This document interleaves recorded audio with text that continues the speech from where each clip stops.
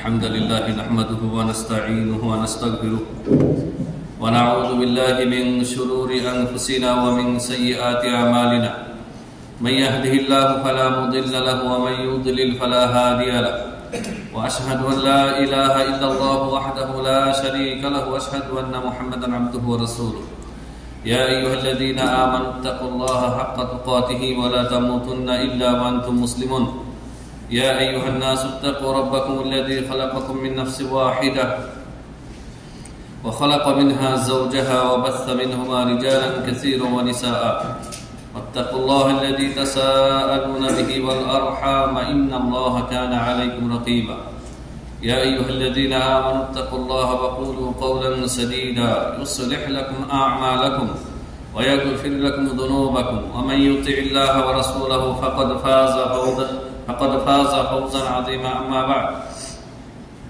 فإن خير الحديث كتاب الله وخير الهدي هدي محمد صلى الله عليه وسلم وشر الأمور محدثاتها وكل محدثة بدعة وكل بدعة ضلالة وكل ضلالة في النار. أعوذ بالله من الشيطان الرجيم. وما آتاكم الرسول فخذوه وما نهاكم عنه فانتهوا واتقوا الله إن الله شديد العقاب. ومن يعص الله ورسوله ويتعدى حدوده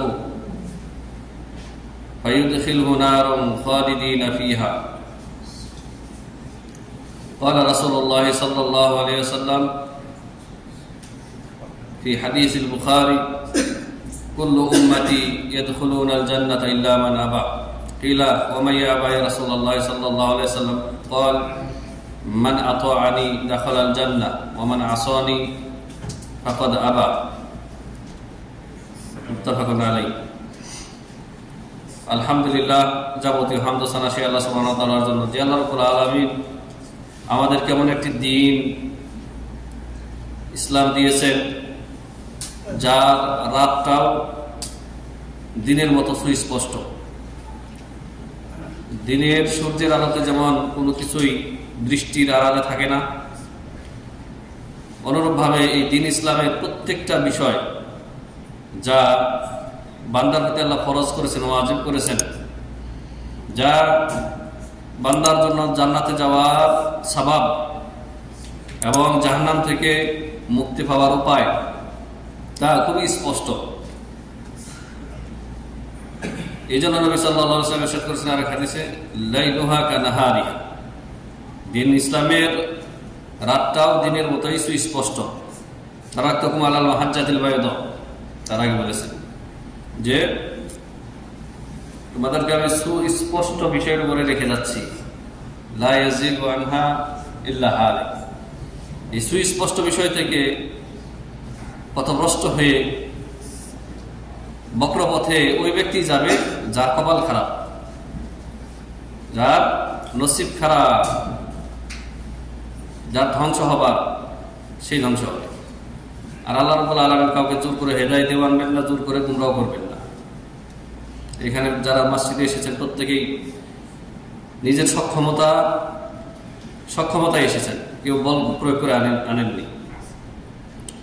আল্লাহ সুবহানাহু ওয়া তাআলার আমরা শুকরিয়া জ্ঞাপন করি। আলহামদুলিল্লাহ, শত সহস্র কোটি সালাত ও সালাম বর্ষিত হোক নবী মুহাম্মদ রাসূলুল্লাহ সাল্লাল্লাহু আলাইহি ওয়াসাল্লামের উপর, যে রাসূলুল্লাহ সাল্লাল্লাহু আলাইহি ওয়াসাল্লাম তার আনুগত্যকে জান্নাতে যাওয়ার মানদণ্ড বানিয়েছেন এবং তার নাফরমানিকে জান্নাতে না যেতে অস্বীকৃতি হিসেবে আখ্যায়িত করেছেন। আল্লাহুম্মা সাল্লি আলাইহি আল্লাহুম্মা বারিক আলাইহি। সম্মানিত মুসল্লিনে কেরাম, গত সপ্তাহের অংশ হিসেবে আজকের কথা তা হচ্ছে যে আপনি যখন বিদাত করবেন না, সমাজে প্রচলিত বিদাত আপনি করবেন না, কুলদিশা, কুলখানি, ফাতেহা খানি, যত প্রকারের রসম রেওয়াজ রয়েছে বিদাতি, মিলাদ, এবং সেগুলির প্রতিবাদ করবেন, তখন আপনাকে কিছু কাঠহজ্জতি, খোরা যুক্তি দেবে এবং সালাফগণের, সাহাবায়ে কেরাম রাদিয়াল্লাহু আনহুম আজমাইন, তাদের কথাকে বিকৃতি করে পেশ করবে আপনার কাছে। আজকের আলোচনা যদি মনোযোগ দিয়ে শুনেন, হৃদয়ঙ্গম করেন, তাহলে তাদের এই খোরা যুক্তির জবাব দিতে পারবেন আপনি নিজেই। আর এটা আপনার জন্য সেলাহ, অস্ত্র। এটাই আসল অস্ত্র। শয়তানের বিরুদ্ধে, বিদাতির বিরুদ্ধে, সুন্নাহর বিরুদ্ধে মুমিনের অস্ত্র হচ্ছে ইলমি অস্ত্র, সেলাহুল ইলম। নবী সাল্লাল্লাহু আলাইহি সাল্লাম সহিহ বুখারীতে যে হাদিসটি রয়েছে, বুখারীতে রয়েছে, মুসলিমে রয়েছে। আর এই যে খুতবায় আমরা নিয়মিত যে খতিবরা পাঠ করি, নবী সাল্লাল্লাহু আলাইহি ওয়াসাল্লাম যেখানে বলেছেন কুল্লু বিদআতিন দালালাহ ওয়া কুল্লু দালালাতিন ফিন্নার, প্রত্যেক বিদআতই পথভ্রষ্টতা। মানে দ্বীনের নামে যা কিছু নতুন কথা, কাজ, বিশ্বাস মানুষ তৈরি করবে, আবিষ্কার করবে সওয়াবের নিয়তে, নেকির নিয়তে, সে প্রত্যেকটা সেই কথা, বিশ্বাস এবং আমলকে নবী সাল্লাল্লাহু আলাইহি ওয়াসাল্লাম বিদআত বলেছেন। আর প্রত্যেক বিদআতের পরিণাম বলেছেন ফিন্নার, জাহান্নামে যাবে। তাহলে এই যে হাদিস বলেছেন, এই হাদিস তো নবী সাল্লাল্লাহু আলাইহি ওয়াসাল্লাম তার সাহাবায়ে কেরামের সামনেই বলেছেন। মানে হাদিসগুলি সাহাবায়ে কেরাম শুনেছেন। তাহলে নবী সাল্লাল্লাহু আলাইহি ওয়াসাল্লামের এই হাদিসের বিরোধিতা কোন সাহাবী করবে, এটা আমাদের মনেও আসবে না, করবে তো দূরের কথা, এরকম খেয়াল আমরা আনতে পারি না। অনুরূপভাবে নবী সাল্লাল্লাহু আলাইহি ওয়াসাল্লাম বলেছেন, কোরআনে আল্লাহ তাআলা বলেছেন, এই যে আয়াত আমি পাঠ করেছি সূরা হাসরে, আল্লাহ তাআলা বলেছেন মা আতাকুমুর রাসূলু ফাখুযুহু ওয়া মা নাহাকুম আনহু ফান্তাহু। রাসূল তোমাদেরকে যাই দেন তোমরা গ্রহণ করো, সে দুনিয়ার ক্ষেত্রে হোক আর দ্বীনের ক্ষেত্রে হোক। আর যা থেকে বারণ করেন, নিষেধ করেন, মানা করেন, তা থেকে তোমরা বিরত থাকো। আল্লাহকে ভয় করো এই ক্ষেত্রে, নইলে আল্লাহ তাআলা শাস্তি দানে, আযাব দিতে খুবই কঠোর। এই আয়াতগুলি সাহাবায়ে কেরাম পড়ে যান নাই, করেছেন। আমাদের সাথে বেশি পড়েছেন, বেশি আমল করেছেন। এই আয়াতগুলি আপনাকে মনে রাখতে হবে। অন্য আয়াতে আল্লাহ তাআলা বলেছেন ওয়া মান ইয়াসিল্লাহা ওয়া রাসূলাহু, এটা সূরা সম্ভবত সূরা আলে ইমরান অথবা সূরা নিসাতে রয়েছে। ওয়া মান ইয়াসিল্লাহা ওয়া রাসূলাহু ওয়া ইয়াতাআদ্দা হুদুদাহু, যে ব্যক্তি রাসূলের, আল্লাহ এবং তার রাসূলের বিরুদ্ধে আচরণ করলো, নাফরমানি করলো, ওয়া ইয়াতাআদ্দা হুদুদাহু, আল্লাহর দেওয়া হুদুদকে, বাউন্ডারিকে অতিক্রম করলো, আল্লাহ তাআলা বলেছেন যে আল্লাহ তাদেরকে ইউদখিলহু নার, তাদেরকে জাহান্নামে প্রবেশ করাবে। তা আল্লাহ রাব্বুল আলামিনের হুদুদ হচ্ছে হালাল, হারাম, ফরজ, ওয়াজিবাত, তাওহীদ, সুন্নাহ, এগুলো হচ্ছে বাউন্ডারি। এর বাউন্ডারির বাইরে যা রয়েছে তা হচ্ছে তাওহীদের বিরোধী শিরক, কুফর, নিফাক।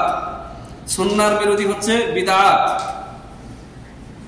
তো এই হাদিসগুলি, এই আয়াত এবং হাদিসগুলি সাহাবায়ে কেরাম পড়েছেন, আমাদের চাইতে বেশি আমল করেছেন, এটা মনে রাখতে হবে আপনাদেরকে। এরপরে আসেন যে বিদআতীরা আপনাকে বলবে যে ওমর রাদিয়াল্লাহু আনহু তো বিদআত করেছেন। ওমর রাদিয়াল্লাহু আনহু বিদআত করেছেন কিভাবে? খলিফা ওমর রাদিয়াল্লাহু আনহুর জামানায় নবী সাল্লাল্লাহু আলাইহি সাল্লাম ইন্তেকাল করেছেন। আবু বকর রাদিয়াল্লাহু আনহুর খেলাফত শেষ, ওমর রাদিয়াল্লাহু আনহুর খেলাফত চলতেছে। তো নবী সাল্লাল্লাহু আলাইহি ওয়াসাল্লামের ইন্তেকালের পরে সাহাবায়ে কেরাম রাদিয়াল্লাহু আনহুম আজমাইন মসজিদে নববীতে বিচ্ছিন্নভাবে আলাদা আলাদা যার যার মতো তারাবির সালাত পড়তেন। সালাতুত তারাবি আলাদা আলাদা পড়তেন, জামাতবদ্ধ না। আবার কেউ কেউ ঘরে পড়তেন। ওমর রাদিয়াল্লাহু আনহু দেখলেন যে এটা দেখতে কেমন দেখায়, এই জন্য তিনি প্রখ্যাত সেই যুগের দুইজন বিখ্যাত কারি সাহাবী, উবাই ইবনে কাব, তামিমুদ্দারি, দুই সাহাবী, প্রখ্যাত হাফেজ, কারি, সেই যুগের মদিনার শ্রেষ্ঠ দুই কারিকে তিনি বললেন যে তোমরা দুইজনে জামাতের সাথে এই বিচ্ছিন্ন লোকদেরকে নিয়ে, একা একা যারা সালাত পড়তেছে তারাবি, এদেরকে নিয়ে জামাতে নামাজ পড়াও। নির্দেশনা কার? খলিফা। খলিফা মানে রাজা, সরকার, প্রেসিডেন্ট। তিনি এই আদেশ দিলেন। যখন দেখলেন ওমর রাদিয়াল্লাহু আনহু জামাতবদ্ধভাবে তারাবির সালাত হচ্ছে, তখন তিনি একটা কথা বলেছিলেন। এই কথাকে বিদআতীরা দলিল হিসাবে পেশ করে, এই বিদআতীদের বিদআতের সপক্ষে, যেটা আসলে দলিল না। কি বলেছিলেন ওমর রাদিয়াল্লাহু আনহু? তিনি বলেছিলেন নি'মাতুল বিদআতি হাযা, নি'মাতুল বিদআতি হাযা। তিনি বললেন যে বিদআত মানে নতুন। তো তিনি এই জামাতবদ্ধভাবে দাঁড় করায় দিলেন, যেটা নবী সাল্লাল্লাহু আলাইহি ওয়াসাল্লাম করেননি। মানে নবী সাল্লাল্লাহু আলাইহি ওয়াসাল্লাম জামাতবদ্ধভাবে কয়েকদিন পড়েছেন, আসবে আলোচনায়। কিন্তু ওমর রাদিয়াল্লাহু আনহু তিনি কন্টিনিউ করে দিলেন আর দেখতে সুন্দর লাগবে, তখন এই কথা বলে যে এই নতুন কাজটি কতই না সুন্দর লাগছে, নি'মাতুল বিদআতি হাদা। তাহলে এখন এই বিদআতিরা বলতেছে যে এই যে উমর রাদিয়াল্লাহু আনহু নিজে বিদআত করেছেন এবং বিদআতকে সাপোর্ট করেছেন। তো উমর রাদিয়াল্লাহু আনহুকে উমর রাদিয়াল্লাহু আনহুকে আগের হাদিসগুলি অস্বীকার করলেন, অমান্য করলেন, যে হাদিসগুলিতে নবী সাল্লাল্লাহু আলাইহি ওয়াসাল্লাম বারবার বলতেছেন যে কুল্লু বিদআতিন দালালা ওয়া কুল্লু দালালাতিন ফিন্নার। এই হাদিসগুলি কি তাহলে সাহাবী এবং প্রখ্যাত খলিফা, দ্বিতীয় খলিফা অমান্য করলেন? অসম্ভব। তাহলে আপনাকে এই কথার অর্থ বুঝতে হবে, সমন্বয় করতে হবে, তৌফিক করতে হবে যে উমর রাদিয়াল্লাহু আনহুর এই কথার হাকিকত কি, অর্থ কি। কোন আরব আলেম এই কথা দ্বারা এটা বুঝলেন না যে পরবর্তীকালে আপনারা যত বিদআত করতেছেন এই বিদআতের দলিল এটি, এই কথা কোন আরব আলেম বুঝলেন না। সমস্ত আরব আলেম এটার অর্থ করলেন, বুঝলেন যে এটা শাব্দিক অর্থ তিনি উল্লেখ করেছেন। উমর রাদিয়াল্লাহু আনহু এটা তিনি উল্লেখ করেছেন মা'না লুগাবি, শাব্দিক অর্থ, কিন্তু শরীয়তি যে বিদআত, শরীয়তি অর্থে যে বিদআত, যে দিন ইসলামের ভিতরে প্রত্যেক নতুন কথা, কাজ এবং আকীদা যা ধর্মের নামে সওয়াবের নিয়তে নেকির আশায় করা হয়, সেটা গুমরাহি। নবী সাল্লাল্লাহু আলাইহি ওয়াসাল্লাম বলেছেন সেই গুমরাহের পরিণাম হচ্ছে জাহান্নাম। এটাকে জায়েজ করার জন্য উমর রাদিয়াল্লাহু আনহু কথা বলেননি। আর উমর রাদিয়াল্লাহু আনহু কথার অর্থ এটা নাও। কেমনে আমি বোঝাচ্ছি, গত সপ্তাহে আমরা বলেছি আলোচনায় যে বিদআত হচ্ছে যার কোনো আসলই নাই, যার কোনো আসলই নাই, সম্পূর্ণ নতুন। গত সপ্তাহের আলোচনা যদি মাথায় থাকে আপনাদের, আবার টাচ দিচ্ছি, সেটা কি যে এর আগে ওই আমলটা ছিলই না, এর আগে ওই আমলটি ছিলই না। কিন্তু তারাবির সালাত কি তাই? যে উমর রাদিয়াল্লাহু আনহু হচ্ছে জামাতবদ্ধ করলেন, তার আগে ছিল না? নবী সাল্লাল্লাহু আলাইহি সাল্লাম সাল্লাহা তিনি পড়েছেন কয়েক রাত্রি। নবী সাল্লাল্লাহু আলাইহি সাল্লাম তারাবির সালাত পড়েছেন, তার আসল আছে, তার আসল আছে, নবী সাল্লাল্লাহু আলাইহি সাল্লাম পড়েছেন। এই জন্য যুগশ্রেষ্ঠ ফকিহ, এই যুগের যার কিতাব আমার হাতে দেখতে পাচ্ছেন, বিখ্যাত গ্রন্থ আকিদাতুত তাওহীদ, এর লেখক বর্তমানে সৌদি আরবের সবচেয়ে জীবিতদের মধ্যে বড়, যদিও তিনি গ্র্যান্ড মুফতি না, কিন্তু সবচেয়ে বড় ফকিহ, সবচেয়ে বড় আলেম যাকে ধরা হয়, আল্লামা শেখ সালেহ আল ফাওজান হাফিজাহুল্লাহ, তিনি বলতেছেন যে এই উমর রাদিয়াল্লাহু আনহু যে কথা বলেছেন এতে বিদআতীদের কোনো দলিল নেই। ওয়ালাইসা লিহাউলাই হুজ্জাতুন আলা আন্না হুনাকা বিদআতুন হাসানা। বিদআতীরা যে বিদআতকে দুই ভাগ করেছে, বিদআতে হাসানা, বিদআতে সাইয়্যিয়া। যত ধর্মের নামে যতগুলি বিদআত এরা করেছে, যেমন হালুয়া রুটি, তারপর আপনার মিলাদুন নবী, এগুলিকে নাম দিয়েছে বিদআতে হাসানা, মানে ধর্মের নামে করতেছে। তো তিনি বলেছেন যে এর কোনো ভিত্তি নেই, বিদআতে হাসানা, বিদআতে সাইয়্যিয়া বলে কিছু নেই, এতে তাদের কোনো দলিল নেই। তবে তারা উমর রাদিয়াল্লাহু আনহুর কথা থেকে যে দলিল নেওয়ার চেষ্টা করে, এখানেও তাদের কোনো দলিল নেই। বিদআতরা কি বলে থাকে, বলে আন্নাহা উহদিসাত আশিয়াউল লাম ইয়াস্তানকিরুহা সালাফু, এমন কিছু বিদআত তৈরি হয়েছে সালাফরা তার প্রতিবাদ করেননি। মিসলু জামউল কুরআন ফি কিতাবিল ওয়াহিদ ওয়া কিতাবাতুল হাদিসি ওয়া তারওয়িনিহি। বিদআতরা বলে যে কোরআনকে একত্র করা হয়েছে, এটা বিদআত।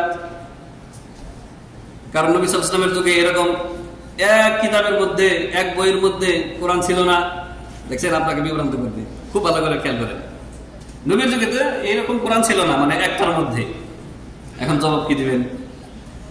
তারপর বলবে যে হাদিসের তাদউইন, হাদিসের সংকলন ইমাম বুখারীর জন্মও হয় নাই তখন। তো হাদিস যে সংকলন করা আছে এটা বিদআত, তাহলে এটা দিয়ে আপনাকে ঠেকাবে আর ওদের বিদআতগুলোকে হালাল করার চেষ্টা করবে। এর জবাব আপনাকে জানতে হবে। তারপর বলবে যে উমর রাদিয়াল্লাহু আনহু বলেছেন নি'মাতুল বিদআতি হাদা। এর জবাব কি? এর জবাবে আল্লামা সালেহ আল ফাওজান হাফিজাহুল্লাহ তিনি বলেন যে ওয়াল জাওয়াবু আন যালিকা আন্না হাযিহিল উমুর লাহা আসলুন ফিশ শারঈ। এই যে যতগুলি কথার ভুল ব্যাখ্যা বিদআতীরা করে, সবগুলোর আসল শরীয়তে মওজুদ আছে। কি এগুলি? ফালাইসাত মুহদাসাতুন, এগুলো নতুন না। ওয়া কাউলু উমর রাদিয়াল্লাহু আনহুর কথা নি'মাতুল বিদআ, এর অর্থ হচ্ছে ইউরিদুল বিদআতাল লুগাবিয়্যাতা লা শারঈয়্যা। উমর রাদিয়াল্লাহু আনহু এর অর্থ মানে উদ্দেশ্য করেছেন লুগাবি, মানে পারিভাষিক অর্থে বিদআতকে তিনি উল্লেখ করেছেন, মানে অর্থ শুধু। কিন্তু শরীয়তের যে বিদআত, যেগুলি জঘন্য, যেগুলি নবী সাল্লাল্লাহু আলাইহি ওয়াসাল্লাম সবগুলিকে গুমরাহি বলেছেন, সবগুলিকে জাহান্নামে যাওয়ার কারণ বলেছেন, এইগুলিকে ওমর রাদিয়াল্লাহু আনহু এর দ্বারা হালাল করেননি।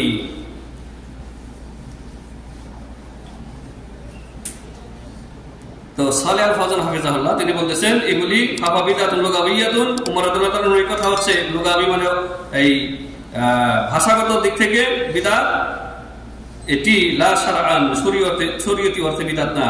লিআন্নাল বিদআতা শারআন মা লাইসা লাহু আসলুন ফি শারআ, কারণ শরীয়তি অর্থে বিদআত হচ্ছে ওই বিদআত যা শরীয়তে যার কোনো অস্তিত্বই নেই। ওয়া জামউল কুরআনি ফি কিতাবিন ওয়াহিদিন লাহু আসলুন ফি শারঈ, কোরআন জমা করা এক কিতাবের মধ্যে, এক বইয়ের মধ্যে শরীয়তের আসল রয়েছে কি? লিআন্নান নবী সাল্লাল্লাহু আলাইহি ওয়াসাল্লাম কানা ইয়ামুরু বিকিতাবাতিল কুরআন, নবী সাল্লাল্লাহু আলাইহি ওয়াসাল্লামের জীবদ্দশায় কোরআনের বেশ কিছু অংশ তিনি লিখার আদেশ দিয়েছিলেন, কাতেবে ওহী, ওহী লেখক কয়েকজন সাহাবী ছিলেন, তার মধ্যে একজন সাহাবী ছিলেন মুআবিয়া রাদিয়াল্লাহু তাআলা আনহু।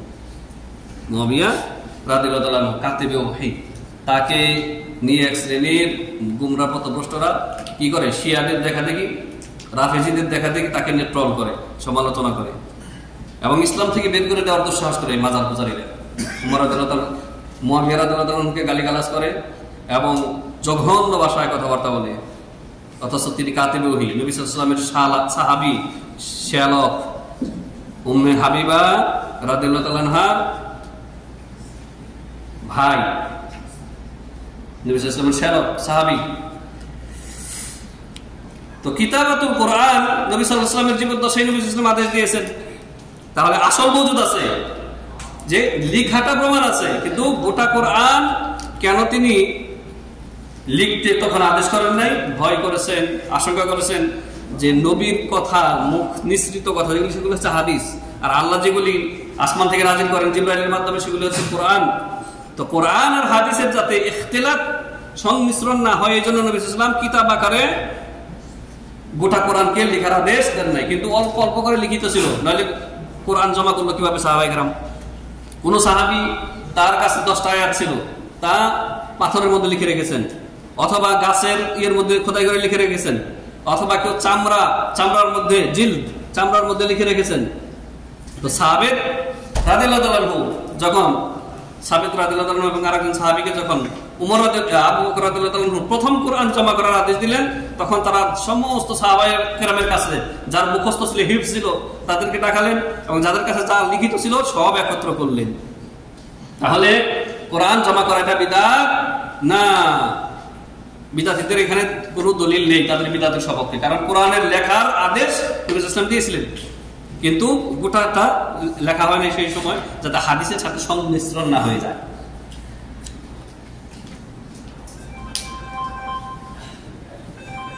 লাকিন কানা মাকতুবান মুতাফাররিকান, সেই সময় কোরআন লিখিত ছিল বিচ্ছিন্নভাবে। ফাজামাহু সাহাবাতু রাদিয়াল্লাহু আনহুম ফি মুসহাফিন ওয়াহিদিন হিফযান লাহু, সাহাবায়ে কেরাম নবী সাল্লাল্লাহু আলাইহি ওয়াসাল্লামের ইন্তেকালের পরে ইয়ামামার যুদ্ধে যখন অনেক হাফেজ সাহাবী মারা গেল, হুফাজে কোরআন শাহাদাত বরণ করলো ইয়ামামার যুদ্ধে মুসাইলামাতুল কাযযাবের বিরুদ্ধে, তখন সাহাবায়ে কেরাম আবু বকর রাদিয়াল্লাহু আনহু বললেন, হে খলিফাতুল মুসলিমিন, খেয়াল করেছেন কতগুলি হাফেজ আমরা হারালাম, এই কোরআন আপনি লিখে ফেলুন, একটা গ্রন্থের মধ্যে লিখে ফেলুন। এরকম যদি হাফেজ দুনিয়া থেকে বিদায় নিতে থাকে তাহলে আল্লাহর কিতাব হারিয়ে যাওয়ার সম্ভাবনা রয়েছে। তখন তিনি বললেন যে যেই কাজ নবী সাল্লাল্লাহু আলাইহি ওয়াসাল্লাম করেননি সেটা আমি কিভাবে করি? তারপর জ্ঞানীগুণী অন্যান্য যারা বিখ্যাত সাহাবী ছিলেন তাদের সাথে তিনি মশওয়ারা করলেন, পরামর্শ করলেন, তারাও একই পরামর্শ দিলেন যে হ্যাঁ, আপনি কোরআনকে এক কিতাবের মধ্যে লিখে ফেলুন। তখন যার কাছে যা জমা ছিল আগে লিখিত, নবীর যুগে যেগুলি লিখিত ছিল সেগুলি আনা হলো, আর হাফেজদেরকে টাকা হলো, এইভাবে গোটা কোরআন লেখা হলো। তাহলে কোরআন লেখা, ওহী লেখা আগেই ছিল, প্রমাণিত, মানে নবী সাল্লাল্লাহু আলাইহি ওয়াসাল্লামের যুগে নবী সাল্লাল্লাহু আলাইহি ওয়াসাল্লাম নির্দেশ দিয়েছিলেন, লিখিত ছিল। আর এই প্রথম খলিফার যুগে তা গোটা এক কিতাবের মধ্যে লেখা হলো, এটা বিদআত না, এর আসল আছে, মানে নবী সাল্লাল্লাহু আলাইহি ওয়াসাল্লাম স্বয়ং লিখিয়েছেন।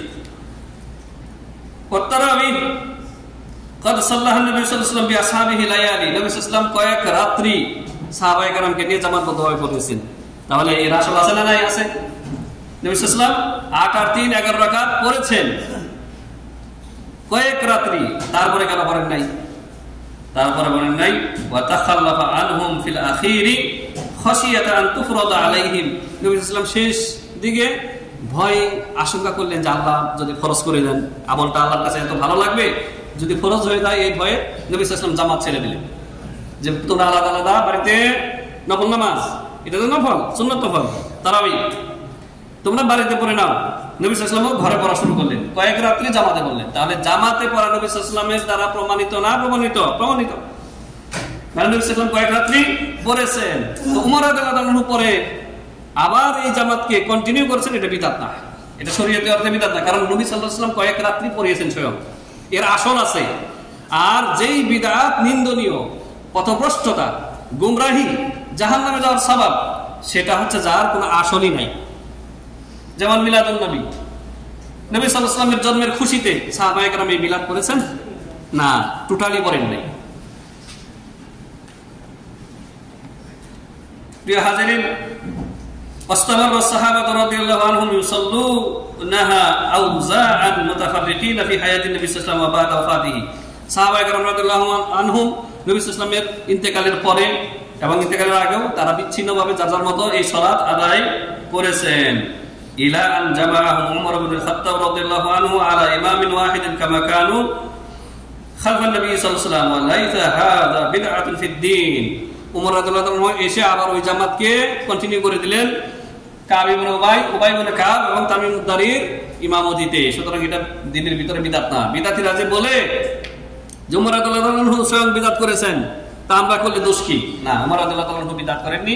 তিনি নবী সাল্লাল্লাহু আলাইহি সাল্লাম যেটি ছেড়ে দিয়েছিলেন ওইটাকে আবার তিনি জিন্দা করেছেন, চালু করেছেন, মানে এর আসল রয়েছে। তাহলে নবী সাল্লাল্লাহু আলাইহি ওয়াসাল্লাম সালাতে তারাবিহ জামাতের সাথে পড়েছেন, কয়েক রাত্রি পড়েছেন, এটা হলো আসল। ওই আসলকে উমর রাদিয়াল্লাহু আনহু আবার চালু করেছেন, এটা লাইসা হাযা বিদআতুন, এটা বিদআত না। তাহলে ওদের যুক্তির খণ্ডন আপনি এভাবে করবেন যে উমর রাদিয়াল্লাহু আনহু এটা নতুন করেন নাই, নবী সাল্লাল্লাহু আলাইহি ওয়াসাল্লাম পড়েছেন, তারপর উমর রাদিয়াল্লাহু আনহু দ্বিতীয়বার চালু করেছেন, এবং এরা বলে যে উমর রাদিয়াল্লাহু আনহু 20 রাকাত চালু করেছেন, এটাও মিথ্যা কথা। উমর রাদিয়াল্লাহু আনহু ওয়াই ইবনে কাব তামিম উদ-দারিকে 11 রাকাতের আদেশ দিয়েছেন, 11 রাকাত, 8 আর 3 11 রাকাত। এটা হচ্ছে সহিহ বিশুদ্ধ সনদে প্রমাণিত, যা আমরা রমজানে আলোচনা করেছি অলরেডি। ওয়া কিতাবাতুল হাদিস, আর হাদিস লেখা সংকলন, এই যে বুখারী, আমরা বলি বুখারী, বিদাতিরা এইটা সবচেয়ে ঢালাভাবে আপনাদেরকে বলবে, এই তুমি বুখারী বুখারী করো, ইমাম বুখারীর জন্ম হয়েছিল নবীজির যুগে, তা তুমি বুখারীর কথা বলছো, বুখারীর হাদিস আমরা কেন মানবো? এটা তো বিদআত। দেখছেন কত বড় গুমরা, কত বড় খবিস। অথচ ইমাম বুখারী রাহিমাহুল্লাহ, আমরা কি বলি যে ইমাম বুখারী এটা বলেছেন?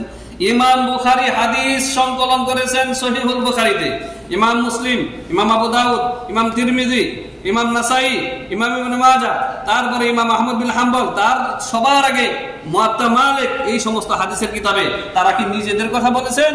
না, নবী সাল্লাল্লাহু আলাইহি ওয়াসাল্লামের হাদিস সংকলন করেছেন। নবী সাল্লাল্লাহু আলাইহি ওয়াসাল্লামের হাদিস সংকলন করেছেন সনদ সহকারে, হাদাসানা ফুলান ফুলান করতে করতে প্রত্যেকটি যুগের যে রাবি রয়েছে, রাবির নাম উল্লেখ করে নবী সাল্লাল্লাহু আলাইহি ওয়াসাল্লাম পর্যন্ত পৌঁছে দিয়েছেন।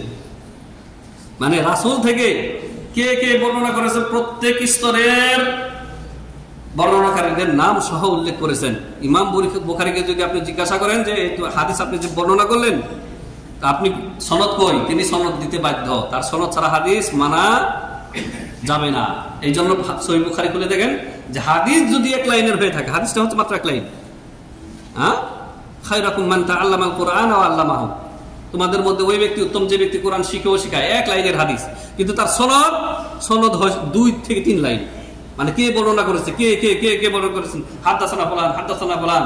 তাহলে ইমাম বুখারী রাহমাতুল্লাহ তার বুখারীতে নিজের কথা উল্লেখ করেছেন? টোটালি না, নবী সাল্লাল্লাহু আলাইহি ওয়াসাল্লামের হাদিস সনদ সহকারে উল্লেখ করেছেন। এই জন্য সাল্লাল্লাহু আলাইহি ওয়াসাল্লাম হাফিজাহুল্লাহ বলেন, ওয়া কিতাবাতুল হাদিস আইদান লাহা আসলুন ফি শারঈ, হাদিস লেখা এটাও এর আসল শরীয়তে মওজুদ আছে। ফাকাদ আমারা নবী সাল্লাল্লাহু আলাইহি ওয়াসাল্লাম বিকিতাবাতি বা'দিল আহাদিস লিবা'দি আসহাবিহি লাম্মা তুলিবা মিনহু যালিক। নবী সাল্লাল্লাহু আলাইহি ওয়াসাল্লাম কতিপয় সাহাবীকে বেশ কিছু বিষয়ের হাদিস লিখতে অনুমতি দিয়েছিলেন, আদেশ করেছিলেন, যখন নবী সাল্লাল্লাহু আলাইহি ওয়াসাল্লামের কাছে চাওয়া হয়, তলব করা হয়। ওয়া কানা আবু হুরায়রা রাদিয়াল্লাহু আনহু ইয়াকতুবুল হাদিসা ফি আহদিন নবী সাল্লাল্লাহু আলাইহি ওয়াসাল্লাম আবু হুরায়রার নাম কে জানে না? সবাই জানেন। আবু হুরায়রা বিখ্যাত সাহাবী। পুরুষদের মধ্যে, পুরুষ সাহাবীদের মধ্যে সবচেয়ে বেশি হাদিস বর্ণনা করেছেন আবু হুরায়রা। আর মহিলাদের মধ্যে সবচেয়ে বেশি হাদিস বর্ণনা করেছেন মা আয়েশা রাদিয়াল্লাহু আনহা।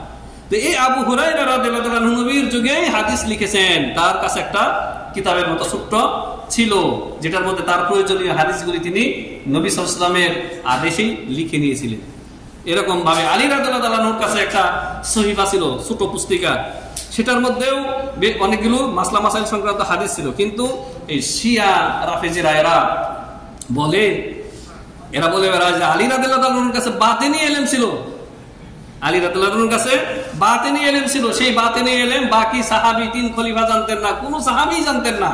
সেটা বংশ পরম্পরায় আলী রাদিয়াল্লাহু আনহুর বংশধর আলী, হাসান, হুসাইন, ফাতিমা, জাহরা এদের হয়ে শিয়াদের কাছে নাকি আসছে। এই জন্য এরা বলে যে আমাদের কাছে যে কোরআন রয়েছে, বলে আহলুস সুন্নাহর কাছে যে কোরআন রয়েছে, এই কোরআন হচ্ছে মুহাররাফ। নাউযুবিল্লাহি মিন যালিক। মুহাররাফ মানে কি? মুহাররাফ মানে বিকৃত। এই কোরআন নাকি বিকৃত। এই কোরআনকে কেউ যদি বিকৃত বলে তার ঈমান থাকবে না। কারণ কোরআনে আল্লাহ তাআলা 2 জায়গায় বলেছেন ইন্না নাহনু নাযালনা যিকরা ওয়া ইন্না লাহু লাহাফিজুন। এই কোরআন আল্লাহ তাআলা বলেছেন আমি নাযিল করেছি, আমি এর হেফাজতকারী। এর একটা আয়াত তো দূরের কথা, এর একটা নুকতারও পরিবর্তন হয়নি, একটা শব্দেরও বিকৃতি হয়নি। আল্লাহ তাআলা বলেছেন, তাহলে আল্লাহর এই আয়াত মিথ্যা হয়ে যাবে না? যেখানে আল্লাহ তাআলা বলেছেন ইন্না নাহনু নাযালনা যিকরা ওয়া ইন্না লাহু লাহাফিজুন। এই জিকিরকে, এই উপদেশ বাণীকে, কোরআনকে জিকির বলা হয়েছে। উপদেশ বাণীকে আমি নাযিল করেছি, আমি এর হেফাজত করি, আল্লাহ তাআলা বলছে। আর এই শিয়ারা বলতেছে যে কোরআন, যে কোরআন আহলুস সুন্নাহর কাছে রয়েছে, এটা হচ্ছে মুহাররাফ। নাউযুবিল্লাহ। ওদের কাছে যে কোরআন রয়েছে দাবি করে, সেটা হচ্ছে মুসহাফে ফাতেমি, রাফেজিদের কাছে মুসহাফে ফাতেমি। সেখানে নাকি ওই সূরা মিলায়া রয়েছে। আলী রাদিয়াল্লাহু তাআলা প্রথম খলিফা হবেন, আলী রাদিয়াল্লাহু আনহু নবী সাল্লাল্লাহু আলাইহি ওয়াসাল্লামের মেয়ের জামাই, এই সংক্রান্ত মিথ্যা আয়াত এরা বানিয়েছে। এরা আয়াত বানানোর মতো দৃষ্টতা দেখিয়েছে, জানেন? আয়াত বানাইছে। আলাম নাশরাহ সূরা, ছোট্ট একটা সূরা ইনশিরাহ বা আলাম নাশরাহ 30 পারার মধ্যে রয়েছে। এই সূরার মধ্যে থেকে নাকি বেশ কিছু আয়াত আবু বকর এবং উসমান রাদিয়াল্লাহু আনহুমা হযফ করে দিয়েছেন। নাউযুবিল্লাহ। কি আয়াত ছিল? এদের বানানো আয়াত, শিয়াদের। ওয়া জাআলনা লাকা আলিয়ান সিহরাক। নাউযুবিল্লাহ। এটা নাকি আয়াত, মানে আল্লাহ তাআলা নাকি বলেছেন যে আলী, হে মুহাম্মদ সাল্লাল্লাহু আলাইহি ওয়াসাল্লাম, আলীকে তোমার মেয়ের জামাই বানিয়েছি। এই অর্থে নাকি আয়াত ছিল এটা। আবু বকর এবং উসমান রাদিয়াল্লাহু আনহুমা এই আয়াতটাকে হযফ করে দিয়েছেন। নাউযুবিল্লাহি মিন যালিক। এটা ওদের বানানো আয়াত। ওয়া জাআলনা লাকা আলিয়ান সিহরাক, হে নবী সাল্লাল্লাহু আলাইহি সাল্লাম, আলীকে তোমার মেয়ের জামাই বানাইছি। এটা নাকি আয়াত। আউযুবিল্লাহি মিনাশ শাইতানির রাজিম। প্রিয় হাজিরিন, আমাদের খুতবা শেষের দিকে একদম। তো আবু হুরায়রা রাদিয়াল্লাহু আনহু নবী সাল্লাল্লাহু আলাইহি ওয়াসাল্লামের যুগে হাদিস লিখেছেন। সুতরাং পরবর্তীকালে ইমাম বুখারী, ইমাম মুসলিম, আইম্মায়ে কেরাম যে হাদিসকে কিতাবের মধ্যে সংকলন করেছেন, এটা বিদআত না, তার আসল মওজুদ আছে। নবীর যুগে হাদিস লিখে নিয়েছেন অনেক সাহাবায়ে কেরাম। ওয়া কানা আল মাহযুরু মিন কিতাবাতি বিসিফাতিন আম্মাতিন ফি আহদিহি খাশিয়াতা আন ইয়াখতালিতা বিল কুরআনি মা লাইসা মিনহু। নবী সাল্লাল্লাহু আলাইহি ওয়াসাল্লামের যুগে নবী জি মানে সবগুলি হাদিস লিখতে, কিতাব আকারে নোট করতে নিষেধ করেছেন, এই ভয়ে যে কোরআনের সাথে নাম মিলে যায়, ইখতিলাত হয়ে যায়। নতুন নতুন মুসলিম হচ্ছে সাহাবায়ে কেরাম, যে কোরআনকে হাদিস না বানিয়ে দেয় আর হাদিসকে কোরআন না বানিয়ে দেয়। এই ভয়ে নবী সাল্লাল্লাহু আলাইহি সাল্লাম ব্যাপকভাবে তিনি হাদিস জমা করতে আদেশ করেন। নইলে যার যার প্রয়োজন মোতাবেক অনেকেই লিখে নিয়েছেন অনেক সাহাবী। তাহলে তার আসল মওজুদ আছে, বুঝলেন? হাদিস নবীর যুগে সংকলিত হয়েছে, তার আসল মওজুদ আছে, এটা মনে রাখবেন। এটা আমাদের মনে রাখার বিষয়। তাহলে ইমাম বুখারী, ইমাম মুসলিম ইনারা যে হাদিস সংকলন করেছেন, এটা বিদআত না। আর তাদের হাদিস, তাদের সংকলিত হাদিস যে আপনি দলিল দিবেন, এটাও বিদআত না। ফালাম্মা তুফিয়া সাল্লাল্লাহু আলাইহি ওয়াসাল্লাম ইনতাফা হাযাল মাহযুরু লিআন্না আল কুরআনা ক্বাদ তাকামালা ওয়া দাবিতা ক্বাবলা ওয়াফাতিহি সাল্লাল্লাহু আলাইহি ওয়াসাল্লাম। শেখ সালেহ আল ফাওজান, আল্লামা সালেহ আল ফাওজান হাফিজাহুল্লাহ, তিনি বলেন, যখন কোরআন 30 পারা নাজিল হয়ে শেষ হয়ে গেল, তখন এই ভয় শেষ হয়ে গেল, আর নতুন করে কোরআন আসবে না। নবী সাল্লাল্লাহু আলাইহি সাল্লামের কাছে সর্বশেষ ওহী নাজিল হলো ইযা জাআ নাসরুল্লাহি ওয়াল ফাত। কেউ কেউ বলেছেন আল ইয়াউমা আকমালতু লাকুম দীনাকুম ওয়া আতমামতু আলাইকুম নি'মাতি ওয়ারাদিতু লাকুমুল ইসলাম দীনা, এই যে একেবারে খাতেম হয়ে গেল যে কোরআন আর নাযিল হবে না, তখন নবী সাল্লাল্লাহু আলাইহি ওয়াসাল্লামের ওফাতের পরে হাদিস ব্যাপক আকারে সংকলন করেছেন আইম্মাই মুজতাহিদিন, যাতে এই হাদিসে যারা হুফাজ ছিলেন তাদের মৃত্যুর পরে দুনিয়া থেকে যেন হাদিস বিলুপ্ত না হয়ে যায়। ইমাম আহমদ ইবনে হাম্বল রাহিমাহুল্লাহ 30 লক্ষ হাদিসের হাফেজ ছিলেন, 30 লক্ষ হাদিসের হাফেজ ছিলেন। তার এই মুসনাদে আহমদে 30,000 হাদিস সংকলন করেছেন। তার মধ্য থেকে তারা দ্বীনের জন্য কত মেহনত করেছেন, যে দুনিয়ার জন্য তারা রুটি রুজির ধান্দা করবে এই সময়টা পর্যন্ত পাননি। ইমাম আহমদ বিন হাম্বল রাহিমাহুল্লাহর একটা বিখ্যাত ঘটনা রয়েছে যে হাজারিন, যে কত দরিদ্র কত কষ্টের জীবনযাপন করেছেন। একবার বাড়ি থেকে কিছুটা দূরে চলে যান কোনো কাজে, রাত হয়ে যায়, এক মসজিদে ঢোকেন, ওখানে সালাত আদায় করার পর মসজিদের যে খাদেম তাকে বলে যে আমি একটু রাত্রি থাকতে চাই, থাকতে দেওয়া যাবে? খাদেম বলে না না না, মসজিদের ভিতরে থাকার কোনো নেই, কারণ মসজিদের খাদেম ইমাম আহমদ বিন হাম্বলকে চিনছেন না, আর তিনিও পরিচয় দিচ্ছেন না যে আমি ইমাম আহমদ বিন হাম্বল। বেরিয়ে যান বের করে দিলেন, মসজিদ লাগিয়ে দিলেন। তারপরে দেখলেন যে পাশে একটা রুটির দোকান, ওইখানে রুটিওয়ালা রুটি সেকতেছে, মানে রুটি ভাজতেছে, রুটি বিক্রেতা। ওইখানে গিয়ে বসলেন, বললেন যে আপনার এখানে কি একটু মেহমানদারের সুযোগ হবে? বললেন যে হ্যাঁ অবশ্যই হবে, আপনি আসেন বসেন। আর ওই রুটিওয়ালা করতেছে আস্তাগফিরুল্লাহ আস্তাগফিরুল্লাহ আস্তাগফিরুল্লাহ। বললেন যে তুমি এর কোনো ফল পাইছো? আস্তাগফিরুল্লাহ নগদ কোনো ফল পাইছো? বললেন যে হ্যাঁ, আল্লাহর কাছে যা যা চেয়েছি সবই পেয়েছি, একটা আকাঙ্ক্ষা বাকি আছে আমার। কি? আমি শুনেছি জগৎ বিখ্যাত যুগত শ্রেষ্ঠ মুহাদ্দিস ইমাম আহমদ বিন হাম্বল একজন আল্লাহর নেক বান্দা, তার মুলাকাত খুব ইচ্ছা, তাকে দেখার, তাকে এখনো দেখি নাই আমি, এই ইচ্ছাটা যেন আল্লাহ আমার পূরণ করে, এই জন্য আমি অপেক্ষায় আছি, নইলে এই ইস্তিগফারের যে ফজিলত আমি পেয়েছি আমার জীবনে। তখন বললেন যে তোমার ওই আশা আল্লাহ তাআলা পূরণ করেছেন, আমি আহমদ বিন হাম্বল। আল্লাহু আকবার, দেখছেন? তখন তিনি খুশিতে বললেন যে তাকে দেখতে আমার যেতে হয়নি, তাকে আল্লাহ তাআলা আমার দুয়ারে মেহমান হিসেবে উপস্থিত করেছেন। আল্লাহু আকবার, এ হচ্ছে ইস্তিগফারের ফজিলত। ইস্তিগফারের ফজিলতে মানে এই কিচ্ছাটা আইম্মায়ে কেরাম উল্লেখ করেছেন। তো এত বড় মুহাদ্দিস ছিলেন তিনি। তো এই হাদিস সংকলন নবীজির যুগে ছিল, হ্যাঁ, তবে অল্প অল্প ছিল। হ্যাঁ, আলী রাদিয়াল্লাহু আনহুর কাছে ছিল, আবু হুরায়রার কাছে ছিল, অন্যান্য সাহাবায়ে কেরামের কাছে কিছু কিছু ছিল। তারপরে পরবর্তীকালে এই গ্রন্থ আকারে রচনা করা হয়েছে। সুতরাং এগুলি বিদআত না। বিদআত হচ্ছে ওই জিনিস, ওই কথা, ওই আমল, ওই ইতিকাদ যার কোনো অস্তিত্ব শরীয়তে নেই, নতুন, সম্পূর্ণ নতুন, ওটাই হচ্ছে বিদআত। আর সেটাতে আপনি নেকি আশা করতেছেন। কি আশা করতেছেন? নেকি, যে আমি মিলাদ পড়াবো, আল্লাহ আমার এই ঘরে বরকত দিবেন, রহমত নাজিল করবেন, হ্যাঁ, আমি অনেক নেকির কাজ করলাম। তখন এগুলি হচ্ছে কি? সম্পূর্ণ বিদআত। নবী সাল্লাল্লাহু আলাইহি ওয়াসাল্লাম যেখানে বলছেন কুল্লু বিদআতিন দালালা ওয়া কুল্লু দালালাতিন ফিন্নার।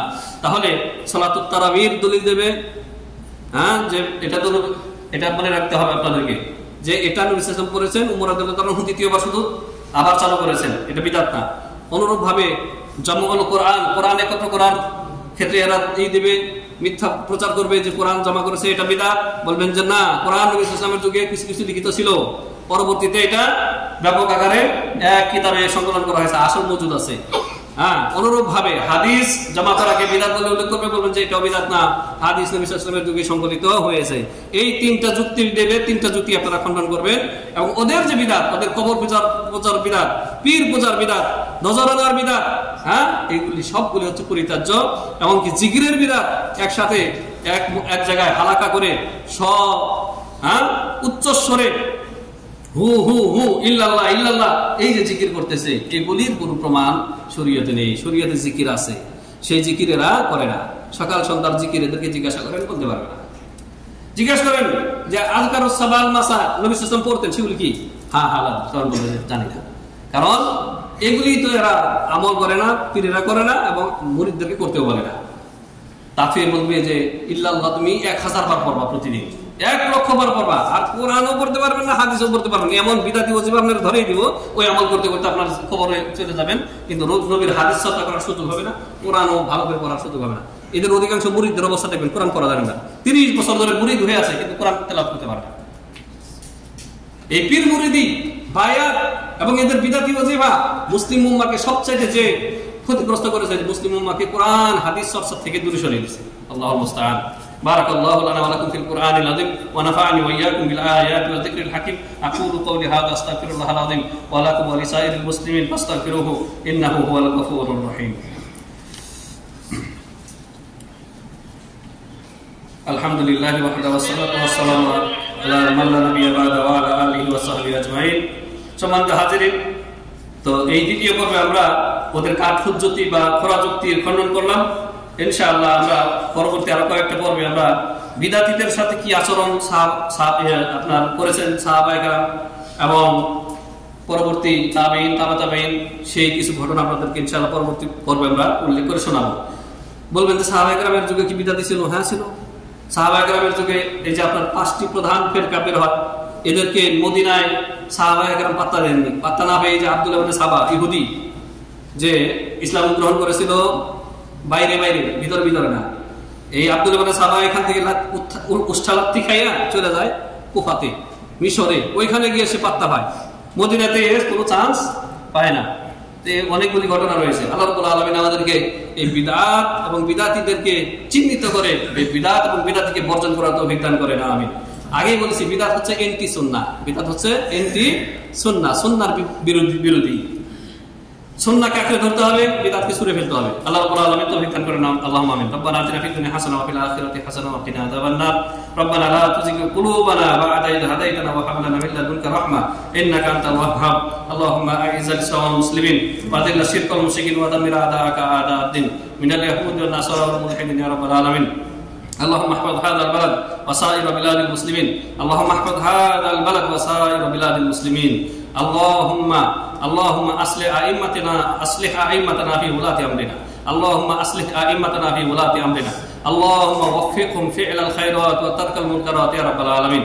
اللهم اجعل لهم بطانة صالحة التي تدلهم على الخير وتعينهم عليه يا اكرم الاكرمين. إن الله وملائكته يصلون على النبي يا أيها الذين آمنوا صلوا عليه وسلموا تسليما. اللهم صل على محمد وعلى آل محمد كما صليت على إبراهيم وعلى آل إبراهيم إنك حميد مجيد.